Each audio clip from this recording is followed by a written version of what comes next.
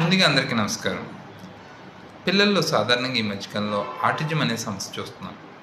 ఈ ఆటిజం అంటే పిల్లలకి మానసిక పరిపక్వత ఏ ఏజ్‌కి రావాల్సిన మైల్‌స్టోన్స్ ఆ ఏజ్‌కి రాకపోవడం అనేది ఈ ఆటిజంలో ప్రధాన లక్షణంగా తీసుకోవచ్చు.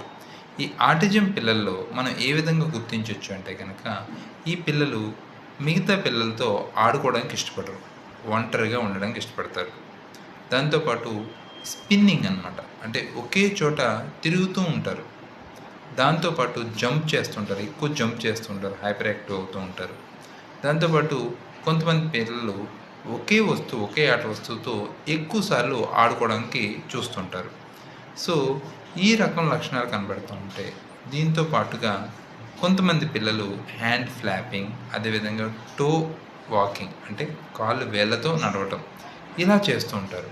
సో, బ్యాక్వర్డ్ వాకింగ్, కొంతమంది ఎక్కువగా తల ఊపుతూ ఉంటారనమాట. ఈ లక్షణాలు ఉంటే గనక మనం అందరికీ లక్షణాలు ఉంటే గనక ఆటిజం ఉన్నట్టు కాదు. ఇది జస్ట్ బేసిక్ అనమాట. సో, దీంతో పాటుగా ఈ యొక్క లక్షణాలు ఎలా ఉంటాయంటే పిల్లలు మాట్లాడడం అనేది చాలా డిలే అవుతుంటుంది. ఎవరితోటి మాట్లాడడానికి ఇష్టపడరు. ఐ కాంటాక్ట్ అంటే కళ్ళలో కళ్ళకు చూసి మాట్లాడే అవకాశం ఉండదనమాట.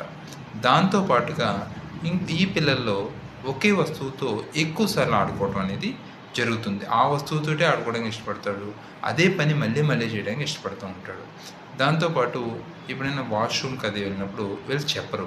ఇన్వాలంటరీగా చేసేస్తూ ఉంటారు. సో, ఈ లక్షణం కూడా ఆటిజంలో ప్రధాన లక్షణం. వాళ్ళకి ఏదైనా వస్తువు కావాల్సొచ్చినప్పుడు వాళ్ళు చేత్తో పాయింట్ ఔట్ చేయకుండా వాళ్ళు ఆ వస్తువుని దగ్గరికి తీసుకెళ్ళి చూపెడుతూ ఉంటారు. సో, కొంతమంది ఆటిజం పిల్లల్లో ఎటువంటి ఫీలింగ్స్ ఉండవనమాట. వాళ్ళకి దెబ్బ తగిలినా తెలీదు. నెక్స్ట్ కొంతమంది పిల్లలు ఎక్కువ ఏడుస్తూ ఉంటారు. దానికి గల కారణం కూడా తెలీదనమాట.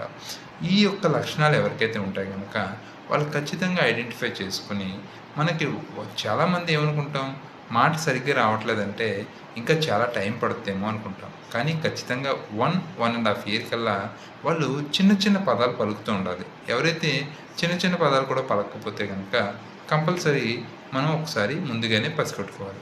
ఈ ఆటిజం అనేది ఎర్లీగా డయాగ్నోస్ చేసుకోవడం వల్ల మనకి చాలా మంచి మైల్‌స్టోన్స్ మళ్ళీ మామూలు పిల్లలు ఎలా బిహేవ్ చేస్తారో ఆ విధంగా వచ్చే అవకాశం ఉంటుంది.